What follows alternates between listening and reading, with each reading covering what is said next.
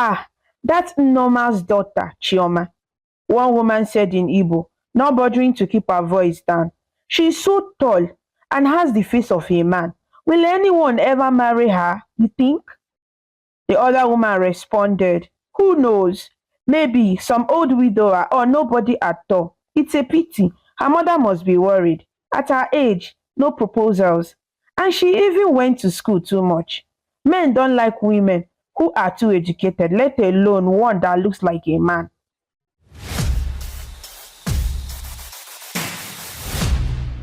Chioma was not like other girls in her village.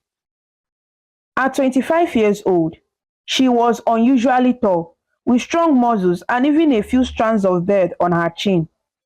In the small community on the outskirts of Owerri, everyone noticed her appearance. People would whisper when she walked by, pointing at her height and the faint beard. Her presence was striking, and children sometimes stared or giggled. It made Chioma feel very alone. She lived in a beautiful part of Imo State, not far from the city of Owerri.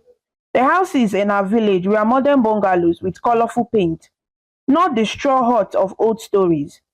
Flowers grew in front yards, and the roads were paved. But even in this pleasant environment, some villagers clung to old ideas. They believed that because Chioma looked different, something must be wrong with her. Neighbors often gossiped, saying things like, who will marry a woman as big and tall as a man? Or, have you seen the beard on her chin? It's not natural for a girl. These words hurt Chioma deeply. Growing up, Chioma learned to ignore the hurtful comments as best as she could.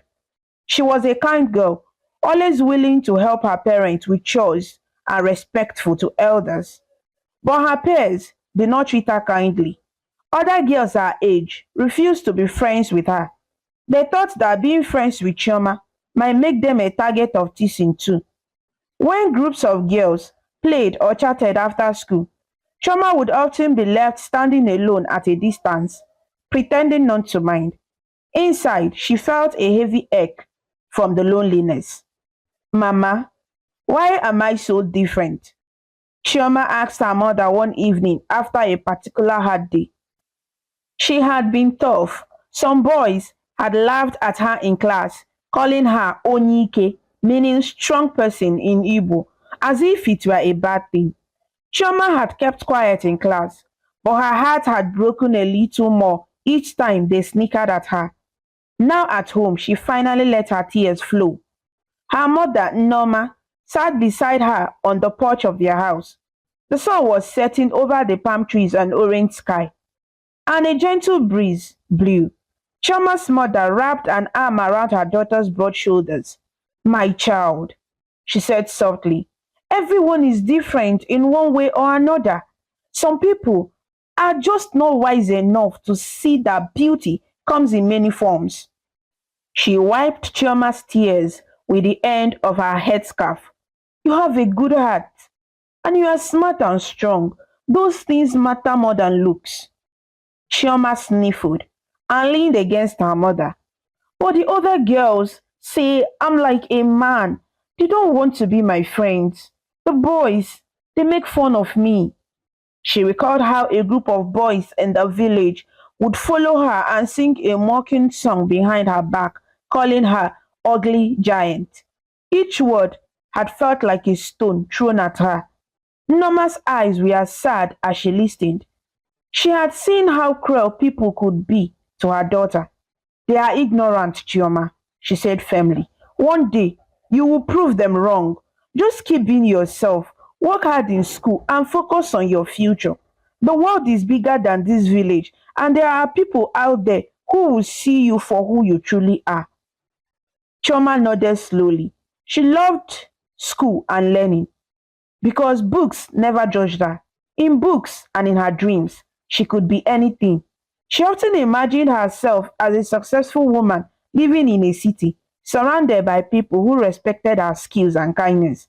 In those dreams, no one laughed at her appearance. That night, as Chioma lay on her bed under a ceiling fan humming softly, She made herself a promise. She promised to work very hard in school so she could leave the village someday and build a life where she was accepted. She had always been good with numbers and gadgets. In fact, one of her favorite things to do was to take apart old radio sets and try to fix them. Her father had brought home a second-hand computer when she was 15, and Choma spent hours figuring out how it worked. While other girls braided each other's hair or gossiped, Choma learned basic programming from library books and the slow internet at school. It fascinated her that with code, she could make the computer do things, create programs that solved problems. Not many people understood her interest in technology, but one teacher did. Mr. Obi, her maths and computer teacher at secondary school, noticed her talent. He often gave her extra books on software development and encouraged her curiosity. When Chioma felt down about the mocking, Mr. Obi would remind her, "The world always needs brilliant minds, Chioma. Focus on developing your mind. One day, those who laugh at you will be left behind, wondering how they missed seeing your value." These words became a source of strength for Chioma. She began to pour all her energy into her education. She studied longer and harder than anyone else in her class. When others spent evenings at parties or wandering around the village, Chioma was at home or in the school library reading. Her mother sometimes worried she studied too much, but Chioma found comfort in it. Books and computers were her friends when human friends were few.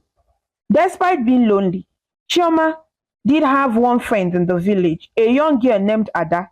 Ada was a shy, gentle girl who lived next door. She was only 15, 10 years younger than Chioma, but she looked up to Chioma and never once made fun of her. In fact, Ada admired Chioma's strength. In the afternoons, Ada would sometimes come over with homework questions, and Chioma would help her understand math or science. Ada's companionship was a small bright spot in Chioma's life. Ada often told Chioma, "I want to be smart and brave like you when I grow up." Such words warmed Chioma's heart and reminded her that she could be a role model to someone. Still, as Chioma grew older, the pressure from the community increased.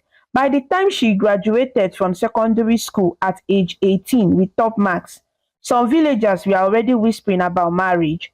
In the community, many girls married in their late teens or early 20s. Suitors often came to ask families for their daughters' hands in marriage, but no suitor came for Chioma. She would watch quietly when matchmakers visited her cousins, or her classmates giggled about a boy who wanted to marry them. For Chioma, there were no such stories. One afternoon, Chioma overheard a conversation between two women at the market. They didn't realize she was nearby looking at vegetables. "Ah, that's Norma's daughter, Chioma," one woman said in Igbo, not bothering to keep her voice down. "She's so tall and has the face of a man. Will anyone ever marry her, you think?" The other woman responded, "Who knows? Maybe some old widower or nobody at all. It's a pity. Her mother must be worried. At her age, no proposals. And she even went to school too much. Men don't like women who are too educated, let alone one that looks like a man."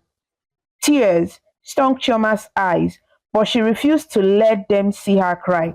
She stepped away and walked home with heavy footsteps. That day, she realized something. No matter what she did, some people would only see her differences and not her talent or kind heart. If she stayed in this environment, she might never escape their scorn. She needed to broaden her world, just as her mother and Mr. Obi had said.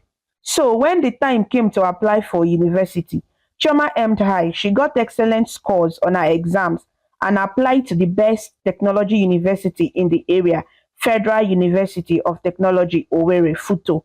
The day her acceptance letter arrived, Chioma was overjoyed. She was going to study computer science in a place where hopefully people cared more about knowledge and less about appearance.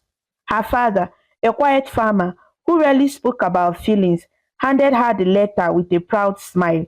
Chioma, my daughter, you have made us proud, he said quietly. He was a man of few words, but Chioma saw his eyes glistening. Go and do well. Show everyone that you will be great. Nneoma, her mother, cooked Chioma's favorite meal that night to celebrate, jollof rice with fried plantains and fish stew.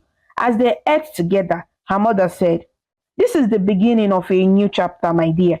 University will be different. Focus on your studies and don't worry about what anyone says about how you look. The right people will see your heart. Chioma nodded, feeling hopeful for the first time in a long while. She was ready to leave the constant mockery of the village behind and start anew. Arriving at the campus of Futo in Owerri was like stepping into another world for Chioma. The university was bustling with young people from all over Nigeria and even some from other countries. The campus had tall classroom buildings, modern laboratories filled with computers, and dormitories where students lived together. For once, Shoma did not feel like the center of attention in a negative way. Everyone was busy with their own lives, rushing to class, debating in groups under the shady trees, or tapping away on laptops in the library. There were so many different faces and personalities around her. In this sea of diversity, Choma's appearance didn't stand out so sharply as it did back home. On her first day of class, she walked into the large lecture hall for introduction to computer science.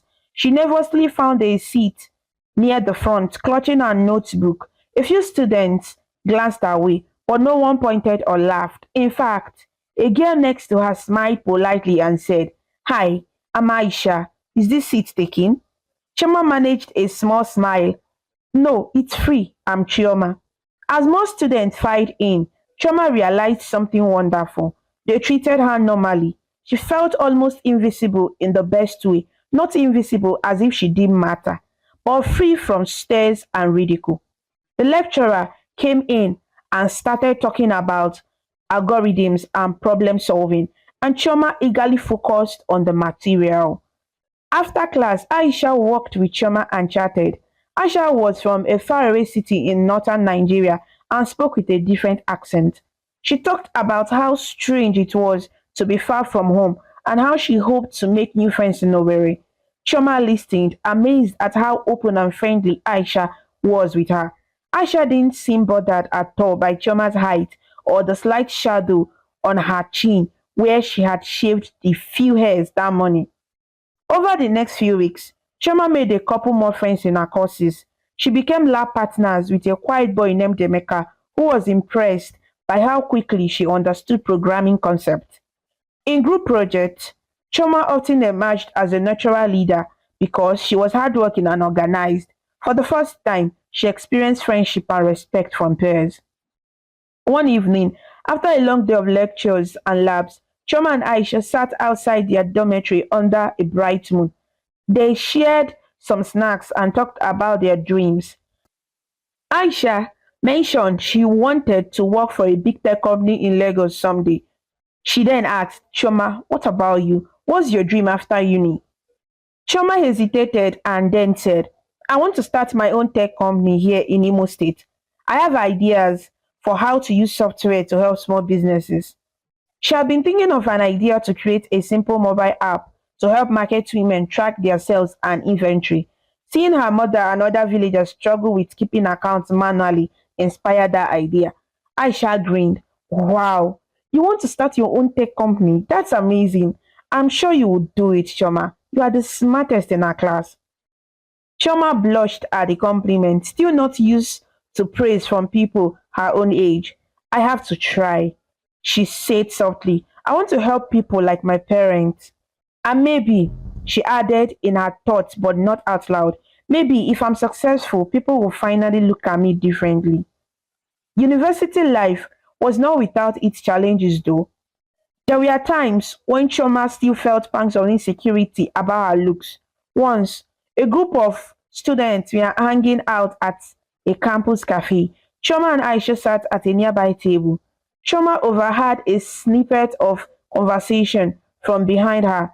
A boy was telling a joke and said something like, she was almost as tall as that girl, Choma, in computer science, the one with muscles. Then a few laughs. Choma's heart dropped. So, some people still noticed and make jokes. She went quiet, stirring her drink. Aisha noticed and gently changed the subject to something else, sensing Choma's discomfort. Later that night, in their dorm room, Aisha said, You know, don't mind those silly boys. People make fun of what they don't understand. I think you are awesome the way you are. Choma gave her a grateful smile. Thanks, Aisha. Having a friend who accepted her meant a lot. With renewed determination, Choma continued to excel. In her third year of university, she built a project with Emeka and Aisha, a simple mobile application that could teach basic maths to children. They tested it in a local primary school and the children loved it. Their professor was very impressed and encouraged Choma to pursue her ideas in technology. Each success, small or big, added to Choma's confidence. She started believing in herself more, focusing less on her insecurity about her appearance. By the time Chioma graduated from FUTU with a first class degree in computer science, she had already laid some groundwork for her dream business. She had saved a little money from a part time job tutoring other students. She also had a detailed plan for a startup, a tech company that would create simple software solutions for local businesses. The idea was to help market traders and small shops modernize their record keeping and reach more customers through an app. Chioma believed that technology shouldn't just be for big companies in Lagos or abroad. It should help the ordinary people around her too. Graduation day was a proud moment.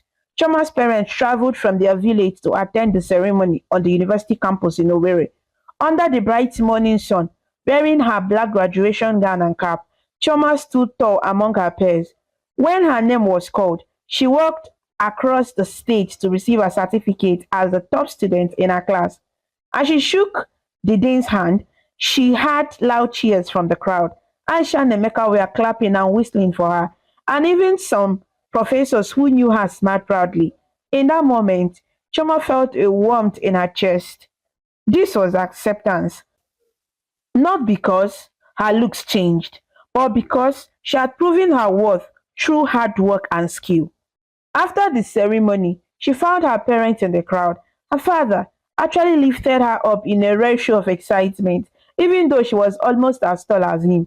Chiomam, you have done well, he exclaimed, using the Igbo endowment for my Chioma. Her mother wiped happy tears and hugged her tight.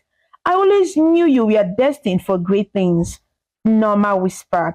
Around them, other families were taking photos and celebrating. Choma noticed some villagers from back home who had also come because another girl from the village graduated that day too. Those villagers looked at Choma in amazement, perhaps not expecting the mocked girl to be standing there receiving honors. She even overheard one say, Choma is the best student. Who would have thought? But there was no malice in their tone now, mostly surprise and perhaps admiration. Choma felt a surge of pride, not in a boastful way, but grateful that her dedication had changed how some people saw her. She caught Ada's eye. Her young friend had come along with her parents to see the ceremony, and Ada gave her a big thumbs up and an excited grin. Choma smiled back widely. That evening, as the sun set and the campus began to quiet down, Choma took a moment to herself. She walked to a peaceful spot under a flowering tree on campus where she had often sat and coded on her laptop.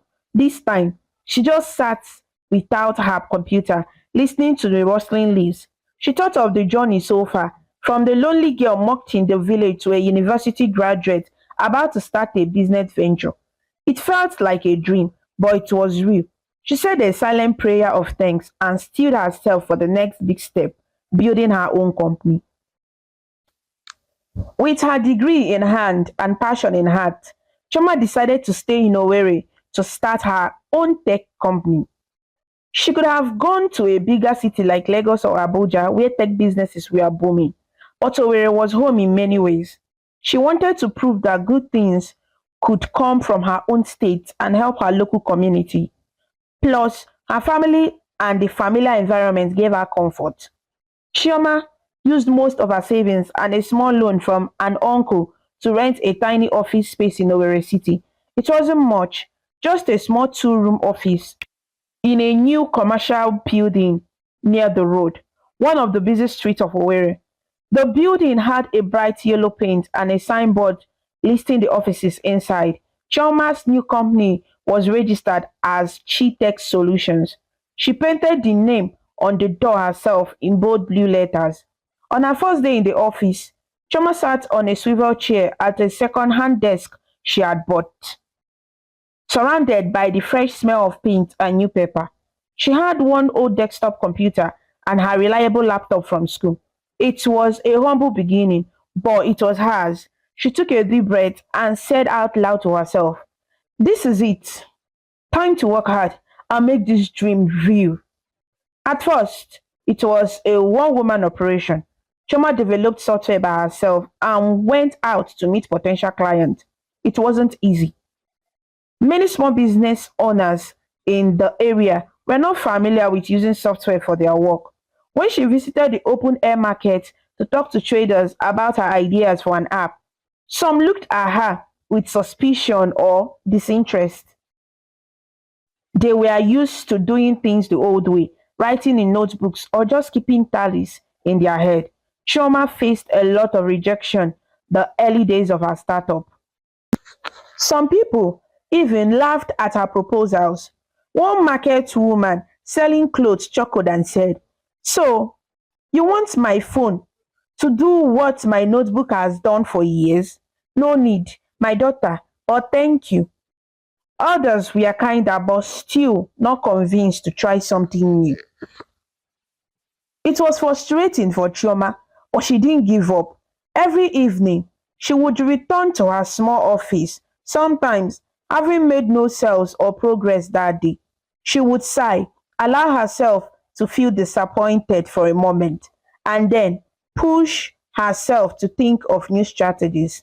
She refined her software to make it simpler. She added a feature to translate the interface into Igbo language so the local users would find it easier. She even offered a 1 month free trial for new users. Slowly, progress came. A small grocery shop owner was the first to seriously try Chioma's system.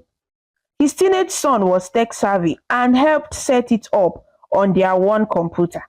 Within weeks, they noticed they were tracking their stock better and even attracting younger customers who liked that the shop was using an app to show when new products came in. That man told another friend at the market about Chioma's solution. One afternoon, Chioma returned to her office to find a note slipped under the door. It read, "Hello, I own a pharmacy and heard you can help with computerizing business records. Please come by my shop on Tetlow Road, Mr. Okeke." Choma jumped with excitement. Word of mouth was finally spreading. She visited Mr. Okeke's pharmacy the next day, demonstrating how her software could keep track of medicine inventory and alert when stocks were low. Mr. Okeke, an elderly man, was doubtful at first, but after Choma patiently showed him and his daughter how it worked, he nodded. "We can try it," he said. That evening, Choma danced around her little office. She had another client. To manage the increasing work, Choma hired a young intern, Ada, her neighbor's daughter, who by now had finished secondary school and moved to Owerri for her own studies. Ada had always looked up to Choma, so when Choma offered to teach her basic coding and let her help with support for clients, Ada was thrilled. Chi Solutions now had two employees, Choma and Ada. It was still small, but it was growing. Ada often marveled at Chioma's dedication. One night, as they were closing up the office, Ada said, "Chioma, you work so hard. Sometimes I think you hardly sleep." Chioma chuckled. "When you are building something of your own, it needs all the energy you have, but I do rest, don't worry." She didn't mention that sometimes she still had trouble sleeping. On tough days, The old voices of doubt and ridicule from her past echoed in her head. On those nights, she wondered if the villagers who mocked her might be right, that she was not meant to have happiness like others. But each time that happened, she reminded herself of how far she had come. Apart from the business, Chioma's personal life remained quiet. At 25, she had never been in a romantic relationship. In university, a couple of boys had shown mild interest, impressed by her intelligence perhaps, but Chioma always kept a distance. She was afraid it might be a joke or a trick, or that they would change their mind once they really looked at her. It was easier to guard her heart and focus on work. Her parents occasionally asked gently if she had met someone special, but she would simply smile and say she was too busy building her company. Her mother would sigh and say, "Just make sure you don't stay alone forever, my dear. You deserve happiness too." Chioma knew her mother meant well. Deep down, Chioma did yearn for companionship and love. Just like anyone else, she wanted someone to share her day with, someone who would see her as beautiful and make her laugh, but she doubted if any man like that existed for her. Little did Chioma know, Faith had plans for a chance meeting that would change her life. One sunny afternoon, Chioma realized she needed a new laptop for her expanding work. Her old desktop was too slow for some of the newer software tools she wanted to use. Ada suggested they check out a popular gadget shop in town that had good prices and a variety of electronics. The shop was called Techvile and was known as the best place to buy phones, laptops, and accessories in Owerri. Chioma and Ada took a taxi to the city center, where Techville had its main showroom. The building was modern with glass windows showcasing the latest smartphones and laptops on display. As they entered, the cool air conditioning and bright lights made them feel they had stepped into a tech wonderland. Rows of devices lined the shelves. Ada excitedly went to look at smartphones while Chioma headed towards the laptop section. She was examining a mid-range laptop, checking its specification when a friendly male voice spoke from behind her. "That one has a great processor for the price. Good choice." Chioma turned around to see a tall young man with a warm smile. He looked to be in his early 30s, well dressed in a crisp white shirt and navy trousers. He has kind eyes and carried himself with confidence. "Oh, thank you," Chioma responded politely. She noticed he wore a staff tag around his neck. This tag read, "Steve, manager." Perhaps he worked here. Steve extended a hand. "Hello, I'm Steve. Let me know if you need any help with the laptops." Chioma shook his head. "I'm Chioma. Nice to meet you. I'm looking for a laptop that can handle programming and maybe some design work, but it's too expensive." Steve nodded thoughtfully and gestured for her to follow. He showed her two different models, explaining the differences in simple terms. Chioma was pleasantly surprised. Often, when she went to shops, salespeople either ignored her or tried to take advantage by suggesting overly expensive things. But Steve was attentive and respectful. He didn't stare at her oddly or act uncomfortable like some others did upon first meeting her. Instead, he focused on what she needed. Ada walked over with a new phone case in hand. "Choma, did you find something?" she asked, then smiled at Steve. "Yes, I think I might go with this one," Choma said, pointing to a laptop Steve had recommended. "It has everything I need." Steve grinned. "Great choice. We can get it set up for you now. Do you need any specific software installed? We offer that service free for some basic programs." Chioma was impressed. "Maybe just an antivirus and code editor if you have one." "Absolutely," Steve said. He called one of the other staff over to prepare the laptop for sale and install the software. While they waited, Steve struck up a conversation. "So, you do programming?" he asked. Chioma found herself relaxing. "Yes, I study computer science. I actually started a small tech business recently." Steve's eyes went up in interest. "Really? That's awesome. I'm always happy to meet people in tech around here. Most of my customers just want to buy phones and laptops for personal use. Not many mention having a tech business. He leaned lightly against the counter as they talked. Choma explained a bit about her startup and her goal to help local businesses with software solutions. Steve listened attentively, nodding and asking questions. Choma was used to people losing interest when she talked about tech, but Steve seemed genuinely engaged. It's admirable what you're trying to do, Steve commented. Many small businesses here struggle with modernizing. If you can bridge that gap, you are doing Imo State a great service. Choma felt a warm glow at his words. It was rare to get such encouragement, especially from someone she just met. She noticed how easy it was to talk to Steve. He didn't seem put off by her appearance or voice. Choma's voice was a bit deeper than average for a woman, another thing people used to remark on. He maintained friendly eye contact, and she even caught a spark of admiration in his eyes when she talked about her work. Their conversation flowed. She learned that Steve was not just the manager, but the owner of TechVibe. He had started the business a few years ago, selling gadgets. Now, he had a few branches across Imo State and even considered expanding to other states. That explained his confidence and knowledge. He was a successful entrepreneur himself. Wow, Chioma said, impressed. You have done a lot with it. No wonder you knew so much about the laptops. Steve laughed lightly. Yes, technology has always been my passion. I actually studied electrical engineering, but I found my niche in selling and distributing devices. I realized there was a big market for genuine gadgets and good customer service, so I dove in. Ada, who had been quietly listening, piped up, Sir, your store is the best. We'll tell everyone about it. Steve smiled at the teenager. Thank you, and please call me Steve. I'm not that old. He joked with a wink. As the technician finished setting up the laptop, Steve excused himself to handle a call, but not before saying to Chioma, it was really nice talking with you. Let me give you my card. If you ever need any gadgets or even just want to discuss tech for business, feel free to reach out. He handed her a business card. It had his full name, Stephen Okoro, and contact information. Choma took it, feeling a slight flutter in her stomach, something she hadn't felt in a long time. Thank you, Steve. I appreciate all your help. When he walked away, Ada nudged Choma playfully. He was really nice, and he definitely seemed to enjoy talking to you, she said with a grin. Choma chuckled and shook her head.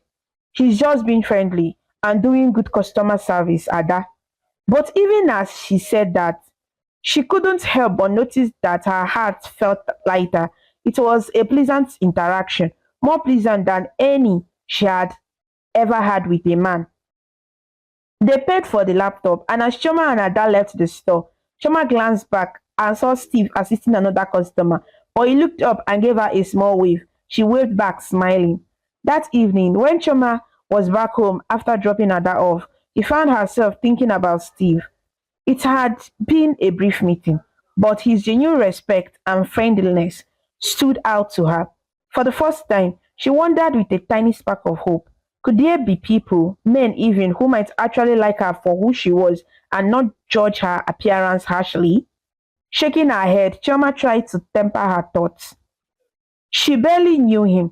After all, he was probably just a kind person in general. She busied herself with her new laptop, transferring files and continuing some work. Yet, as much as she tried to focus, her mind wandered back to Steve's easy smile and the way he said, what you are doing is admirable. A couple days later, Chioma needed to contact a supplier in Lagos about some software license. Her phone had an issue, and she remembered that Steve mentioned she could reach out for gadgets. Though a phone repair wasn't exactly a gadget purchase, she thought perhaps he could direct her to a good repair shop. She pulled out his card and decided to send a text message, thanking him again for his help and asking if he knew a reliable phone repair service in town. Her message read, Hello Steve, this is Choma from the other day at TechVile. Thank you again for your help with the laptop. Do you know a good place I can fix a smartphone screen? Mine cracked today. Thanks. She hesitated a moment before sending, but then pressed send. A reply came within minutes. Hi, Choma. Great to hear from you. Sorry about your phone. You can bring it to my shop. We actually do repairs too. I'll make sure they give you a discount. Are you free tomorrow, Steve? Choma found herself smiling at the swift, helpful response. Tomorrow afternoon works. Thanks a lot, she replied. The next day, Choma returned to Techville with her cracked phone. Steve was at the store and greeted her cheerfully. He personally took her phone to their repair session in the back and promised it would be done in an hour or two. In the meantime, he invited Choma to his office upstairs, insisting that she wait in more comfortable space than the sales floor. His office was well organized, with shelves of books on technology and businesses. On the wall was a framed photograph of him receiving an award labeled Entrepreneur of the Year, Imo State. Choma was impressed. You have achieved so much, she noted, looking at the award. Steve waved his hand humbly. That was last year, a local business award. It sounds fancy, but it just means a lot of hard work. He offered her a cold drink, and they sat across from each other at his small meeting table. As they sipped on sodas, they talked, this time more freely, without the formality of a customer service encounter. Steve asked about how Tech Solutions was doing, and Choma candidly shared the struggles and small victories of her startup. She mentioned the challenge of convincing traditional businesses to use tech. Steve listened intently and then said, You know, I have contact with a lot of local business owners through my store. Maybe I could introduce you to some who might benefit from your software. It might help you get more clients. Choma was taken aback by the generous offer. That would be amazing. But are you sure? Why would you help me like that? Steve leaned forward, resting his arms on the table.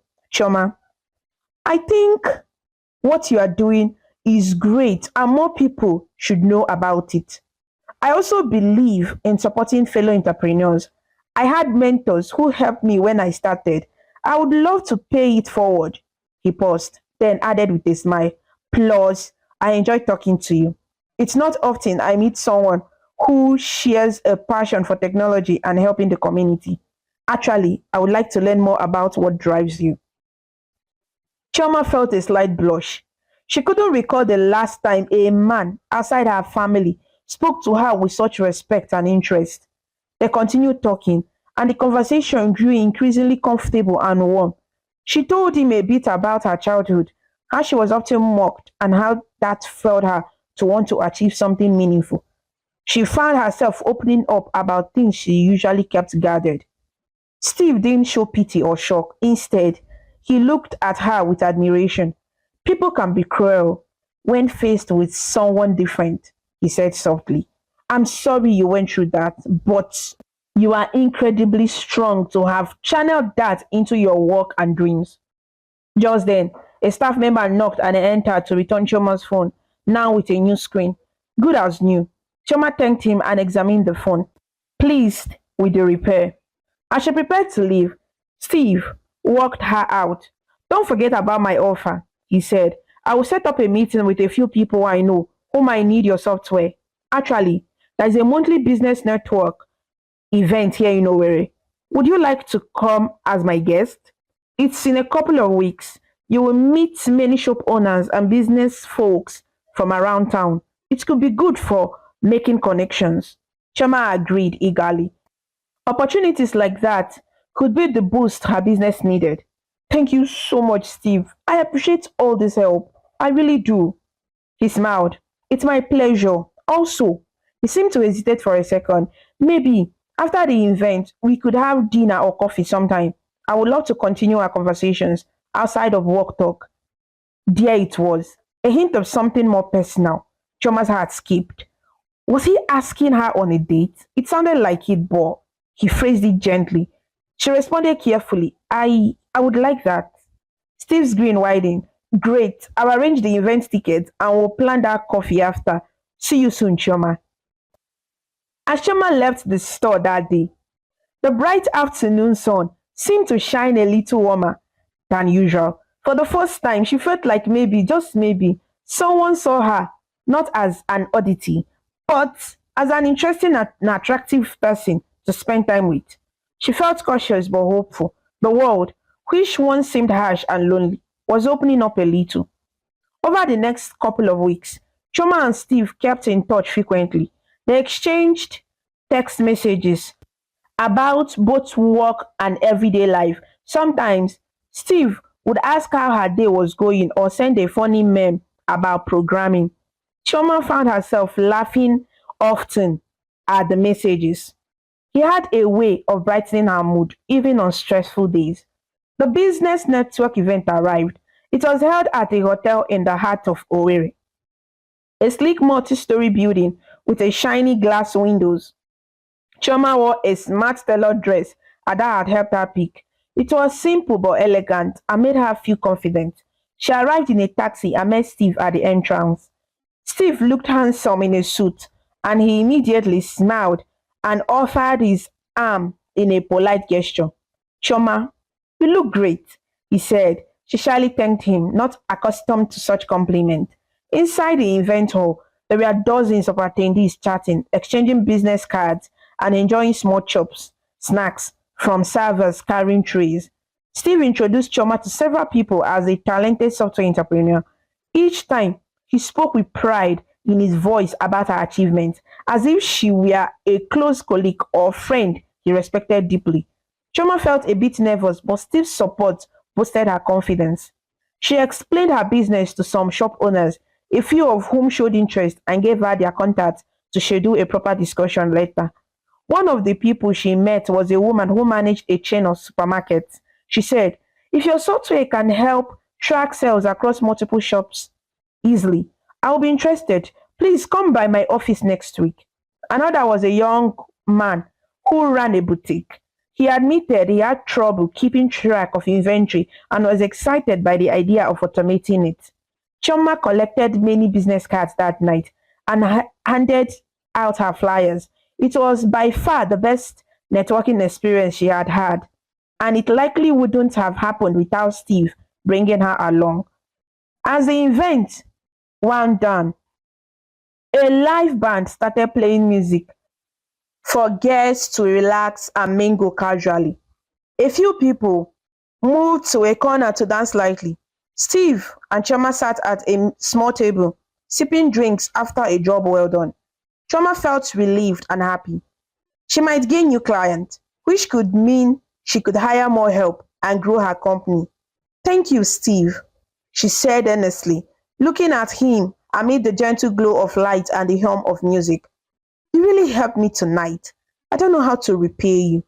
Steve shook his head. You don't owe me anything. I'm glad to do it. I believe in you and your work. He paused, then added softly, and I'm really enjoying spending time with you. They shared a meaningful gaze for a moment. Choma felt her cheeks warm. In the background, the band started playing a popular love song. Some couples moved to dance. To Choma's surprise, Steve stood and offered his hand to her. Would you like to dance? He asked. Choma had never really danced with anyone before, not like this. She hesitated. I'm not very good at dancing, she managed to say. Steve smiled gently. It's for fun. I'm not great either. We can be not great together. His playful tone eased her nerves. She placed her hand in his, and he led her to the area where others were swaying to the music.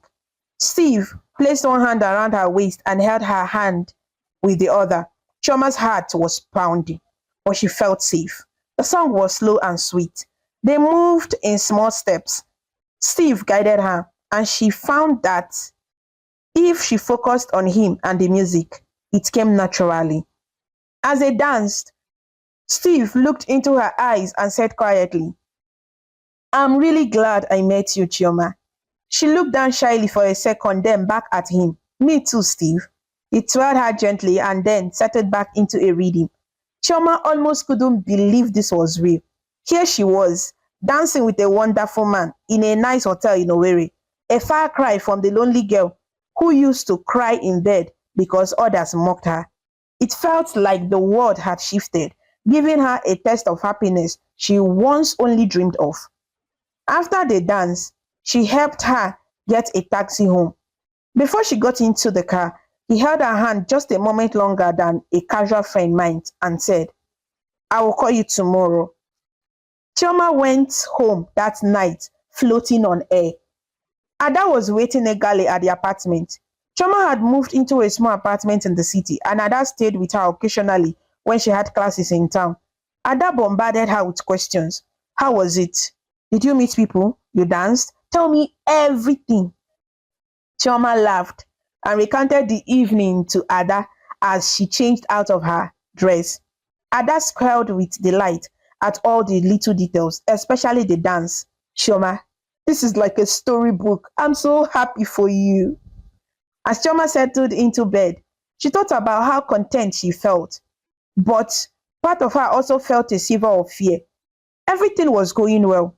She was not used to this kind of happiness and afraid it might suddenly be taken away. Life had taught her to be cautious of hope. In the following weeks, Steve and Chioma grew even closer.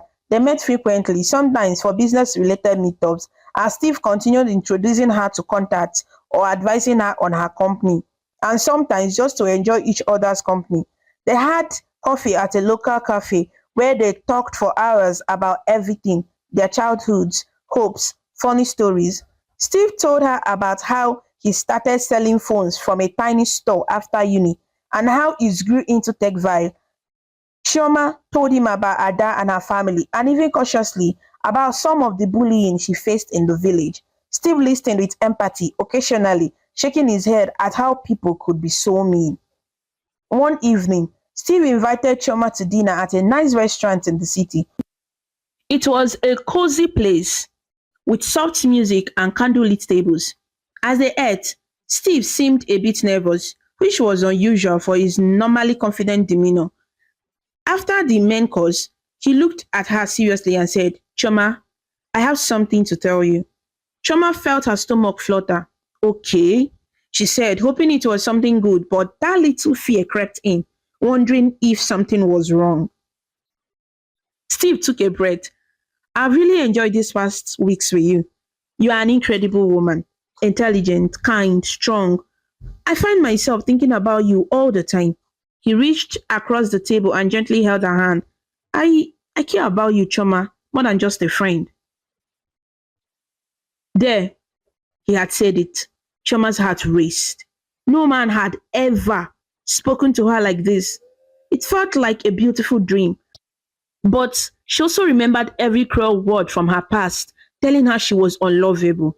She looked at Steve, his eyes earnest and a bit vulnerable as he waited for her reaction. Steve, I care about you too, she said softly. I'm surprised. I'm not used to. Her voice faltered. Steve squeezed her hand. You don't have to say anything you are not ready to. I just wanted you to know how I feel. I would love for us to be more than friends, to see where it goes. But only if you want that too. Tears welled up in Chioma's eyes, not of sadness, but of overwhelming emotion. I've never had someone, she swallowed, someone look at me the way you do. It might take me time to believe this is real.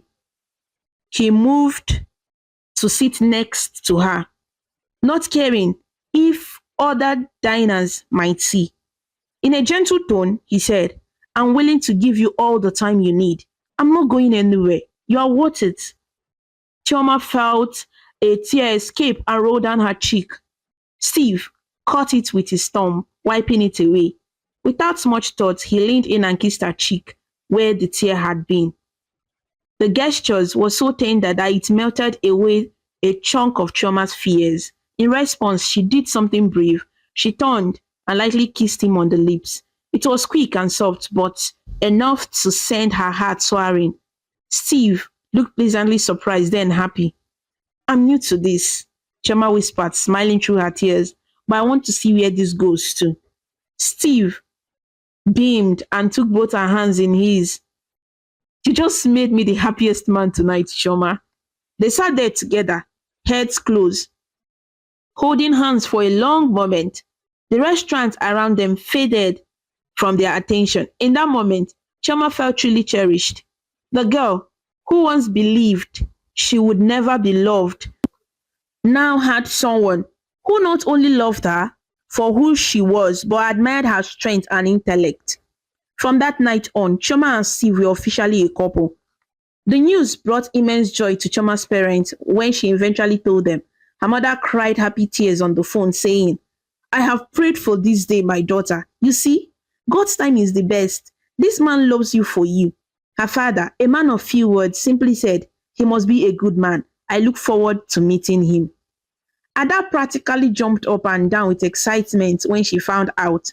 She insisted that Chioma tell her every detail of how Steve asked her to be more than a friend. All the while, Chioma's business was also flourishing. The contacts made through Steve had turned into solid clients. Within 6 months, Chitech Solutions had grown from just Chioma and Ada to a small team of 5 people, including a junior developer and 2 support staff. They moved from the tiny office to a slightly bigger space down the road that could fit all of them. Chioma juggled running her expanding business with nurturing her relationship with Steve. It was a busy but happiest period of her life. No good story is without its challenges. However, as Chioma's life improved, there were still hurdles to overcome. One challenge came in the form of social pressure and gossip. When word spread back in her home village that Chioma had a successful business and a wealthy fiancé, some of those who once mocked her began to talk again. One weekend, Chioma and Steve visited her village to see her parents and officially introduce him to her family. It was a joyous occasion in her household. Her parents welcomed Steve warmly, serving him his favorite Igbo dishes that Chioma had told them about. Some extended relatives and neighbors were invited to a small gathering to meet the groom-to-be. As Chioma and Steve walked around greeting people, she could hear whispers. That's Chioma and her rich fiancé. Who would have imagined Chioma, that tall-bearded girl, found such a handsome man? Some of the villagers spoke as if it were a miracle or a stroke of luck beyond belief. One of the women who had mocked her at the market years ago even came up to Chioma and gushed insincerely, Chioma, we are so proud of you. Oh. You have done well for yourself. And this your husband-to-be. He is a fine man and rich too. You are very, very lucky. The words sounded friendly, but Chioma could tell the woman didn't truly mean all of it. There was still a hint of surprise behind her tone. Chioma simply smiled politely and stayed by Steve's side. Inside, she felt a mix of emotions. She had moved past needing their approval, yet hearing those comments reminded her of her painful past. Steve, sensing something off, gently squeezed her hand and whispered, ignore the gossip, they don't know you like I do. Chioma nodded, grateful for his understanding. His presence gave her strength. In a quiet moment, they slipped away from the crowd to take a short walk by the old playground where Chioma used to go as a child. The swings were still there, rusty but standing. That's where I used to sit alone when other kids didn't want to play with me. Chioma pointed out to Steve softly. Steve looked at the swing and then at her. Without a word, he walked over and gave the empty swing a gentle push, as if to dispel the sad memories attached to it. Then he put on an arm around Chioma's shoulder and said, those days are gone. Now you have me and a lot of people who care about you. Chioma leaned into him. I know, sometimes I can't believe how things have changed. Another challenge was more personal. As their wedding day drew near, Chioma confided in Steve. One night, after a fear that had been nagging her, they were sitting on a couch in her apartment, going over some wedding plans. Chioma was quieter than usual. Steve noticed. What's on your mind, love? He asked, brushing a hand over her arm. Chioma took a deep breath. Steve, do you ever worry about our future children? I mean, about how they will look or how people will treat them because of me. It was the first time she directly voiced a worry about children. She had a secret fear that maybe her unusual traits could pass on, or that society might judge her kids because of her. Steve turned towards her fully. Listen, he said seriously, I love you, and any children we have, I will love just as much. I don't care if they are tall or short. If our daughter has a faint bed at some age or not, they will be beautiful because they will be ours. He held her hands. And if anyone tries to tease them, we will teach our kids to be strong like their mother, and I will be there to protect them too. Choma felt tears of relief. I just wanted to be sure. Sometimes I worry. Steve hugged her tight. It's okay to worry, but know that I wouldn't want anyone else but you as the mother of my children. With that reassurance, Choma felt her anxieties ease. She realized yet again how fortunate she was to have Steve, someone who truly accepted every part of her. Their wedding was a beautiful ceremony in Owerri, held at a large church with creamy white walls and glass windows. Choma wore a lovely white gown that complemented her tall figure, and she decided not to heavily conceal the few small hairs that still tended to appear on her chin. She was radiant just as she was. Her bridesmaids included Aisha, who came down from the north to celebrate, and of course Ada, who was like a sister to her. Steve stood at the altar in a sharp suit, beaming with love and pride. When they said their vows, there was hardly a dry eye among the guests who knew their story. Choma's mother sobbed happily, and her father, though stoic, wiped a tear and later gave Steve a hug, welcoming him to the family. Even some villagers attended, out of curiosity, and because it was not every day someone from the village married in such a grand way. If they had expected to gossip, the sight of Choma and Steve's genuine love left them instead with a sense of awe. It was clear how happy the couple was and how much they adored each other. Not long after the wedding, life grew even fuller. Choma and Steve continued to thrive in their respective businesses. Chitech Solutions became a well-known provider of software in Imo State. Steve's Tech Vile expanded to two more cities. They often collaborated too. Steve would provide gadgets and hardware for clients that Choma got on software, making for a fitting partnership in work as well as life. About a year into their marriage, Choma became pregnant. It was an exciting time.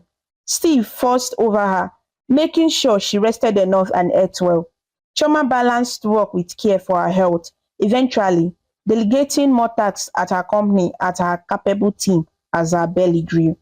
They decided to find out the baby's gender when the time came. At the clinic in Owerri, the doctor smiled and announced, "It looks like you're having a baby girl." Choma and Steve shared a look of pure joy, a daughter. A few months later, late on a rainy night, when the city streets of Owerri gleamed with water under streetlight, Choma gave birth to a healthy baby girl. They named her Amara, which means grace in Igbo. When the nurse placed Amara in Chioma's arms, tears rolled down Chioma's face as she counted the tiny fingers of her daughter. She had never seen anything so perfect.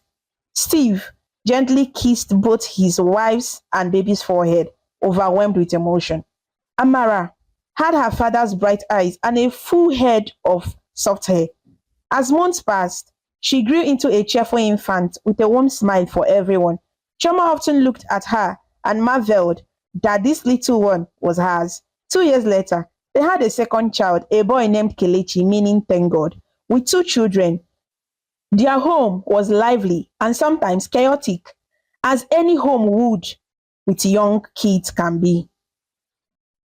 There were nights of little sleep, days juggling work and childcare, but Choma and Steve tackled it together as a team. Choma realized that she had to balance everything in her life as best as she could. And that was exactly what she was doing. She was a wife, a mother, and a CEO of a growing tech company. It was not easy balancing all these roles. There were days she was exhausted from work meetings and then had to stay up late because Amara had a fever. There were times she missed a school event because of a business trip and felt guilty. But Steve was an equal partner. When Choma was busy, he would make dinner or take the kids out to play. If Steve had to travel for business, Choma managed things at home.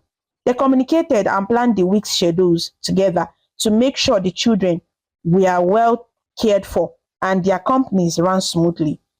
One evening, after getting the kids to bed, Amara was 4 by now and Kelechi too.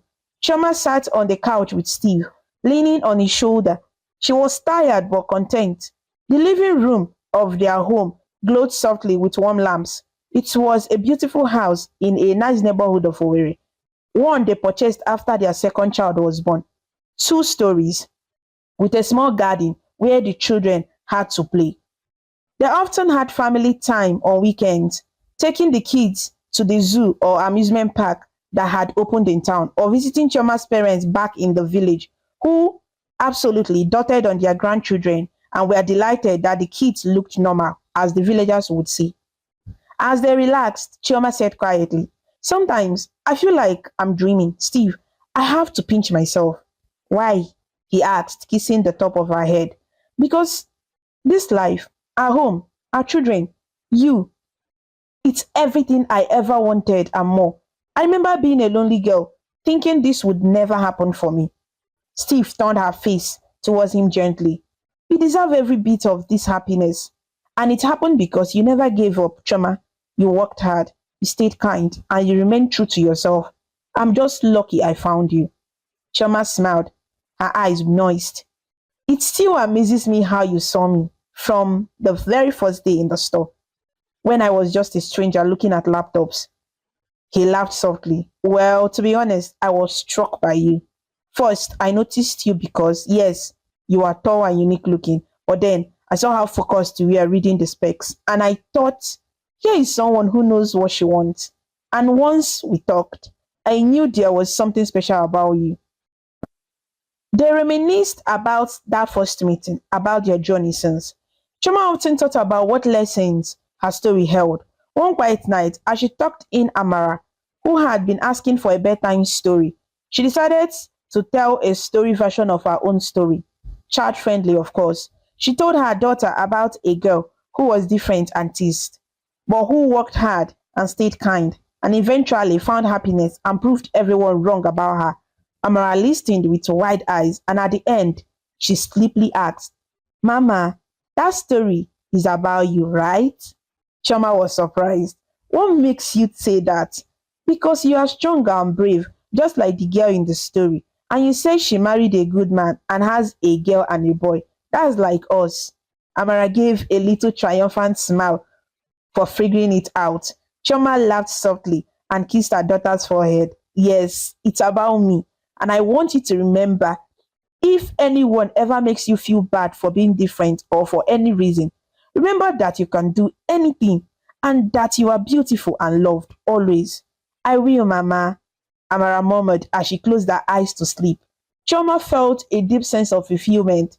Her journey had come full circle in many ways. She had transformed her struggles into strength, and now she had the chance to pass on that strength and love to her children. One weekend, a community event was held back in Choma's home village to celebrate local success stories, to inspire the youth. The village leaders invited Choma to speak about her journey as a successful daughter of the soil, as they called it. Choma stood on the small stage in the village square, the same place where years ago she might have hurried by to avoid ridicule. Now, faces of young girls and boys looked up at her with admiration, their parents and elders listening attentively as she spoke. She told them about how she used to be lonely and teased, how she found comfort in studying and working hard. She spoke about never giving up and kindness, and how every person has something valuable inside them that others might not see at first. She didn't sugarcoat that it was painful to be mocked, but she emphasized that believing in herself and finding supportive people was key. Steve sat in the front row, holding little Kelechi, while Amara, now old enough to sit with her grandparents, watched her mother with pride. After the talk, many in the village came to shake Chioma's hand or hug her. Some of those who had mocked her even apologized. One of the boys, now a man, who had bullied her in school, approached and said, "Chioma, I am sorry for how I treated you back then. We were foolish. Congratulations on everything." Chioma, with a gracious smile, forgave him and replied, "Thank you. We were all young. I wish you well." The village had a small reception for her, and as she walked around with her family, she felt at peace. The wounds of the past had healed, and in that healing, she had become someone who could inspire others. That evening, back at their home in Owerri, Choma and Steve sat outside on the balcony after putting the kids to bed. The stars were bright and the city's sounds were distant and calm at this hour. They talked about the day. You were wonderful out there today, Steve said, holding her hand. You might not realize it, but you probably changed some lives just by sharing your story. Choma looked at the stars. I hope so. If even one girl who feels out of place heard me and decided not to give up, I'll be happy. They sat in companionable silence for a while. Then Steve added with a chuckle, You know, maybe one day you should run for office or something. You're already a hometown hero. Choma laughed and shook her head. No, no politics for me. I am content with what I have. She turned to him. I truly am content, Steve. Thank you for being part of my journey. He gave her that same kind look that first made her heart flutter. Thank you for letting me be part of it. You have given me a family and a love I always wanted to. In the gentle night, they shared a kiss under the stars, grateful for each other and the roads that led them here. Choma's journey was not a fairy tale in the traditional sense. There were really struggles and tears along the way, but it was a story of triumph. A tall, strong girl, once mocked and isolated, had grown into a confident woman, a successful entrepreneur, a loving wife, and a mother. The things that once made her an outcast in the eyes of some became footnotes in a larger story of overcoming challenges and love. And as Choma looked ahead, she knew life would still have challenges, business ups and downs, kids to raise, new dreams to chase. But she would face them the same way she always did, with hard work, hope, and the support of those who loved her. In her heart, she whispered a thank you for how everything had balanced out in the end. She had love, she had a fulfilling career, and she had an inner peace.